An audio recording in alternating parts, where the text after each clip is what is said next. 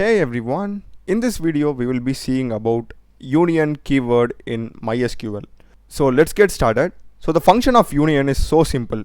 It is basically used to combine the select statements of two or more tables.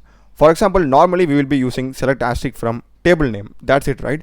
But with the help of union, we can combine the results of two tables. For example, let me show you here. So if I run both these statements together, this is the content present in my table 1. This is the content present in my table 2. So now I am viewing this as two different tables, right? This is one output, this is another output. So what if I want to view these two outputs as a single form? So that's the reason why we use union. So the syntax is quite simple. Let me just copy the select statement of first table and I'll go here, paste it. Next is going to be union, and next I'll just copy the second table. So it's going to be like this. So select statement of first table, union, select statement of second table. So you just can have in the same line, that's up to you. So now if I run this, I'm having the output of both the tables, but this is in a single form, okay? It's appearing below that, not in a separate tab or something like that. And we have some conditions for this union function to work. Both the tables should have equal number of columns. For example, if I run this command, this is the two tables that we did union earlier. This has ID and name. So this has two columns. And if I go here, this table also has two columns. Only if the column count of two table matches, we can perform union operation. For example, let me show you another example. So let me go with table 3 over here, okay? Table 3.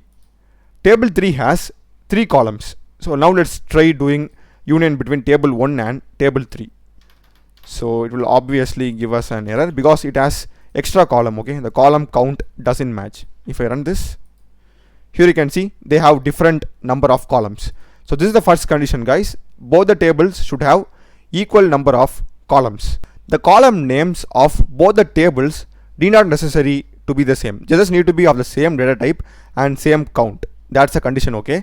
So two things, they need to be of the same data type and same count. For example, if I go to this table 1, I'm having the column name as ID and name.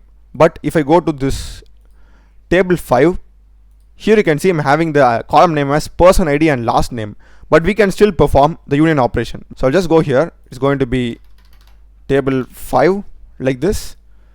And if I run this now, here you can see I'm having the values over here. And final thing is related to duplicate values. So let me just go to table 2 over here, and if I run this now, the normal select query, here you can see we are having three values over here, and here also we are having three values.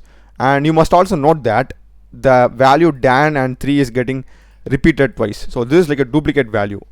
So if we do union, obviously we will be getting 6 values, right? But that's not the case. Union by default neglects the duplicate values. For example, if I run this union command, here you can see I am getting the Dan value only once. It just displays the unique value and neglects the duplicate.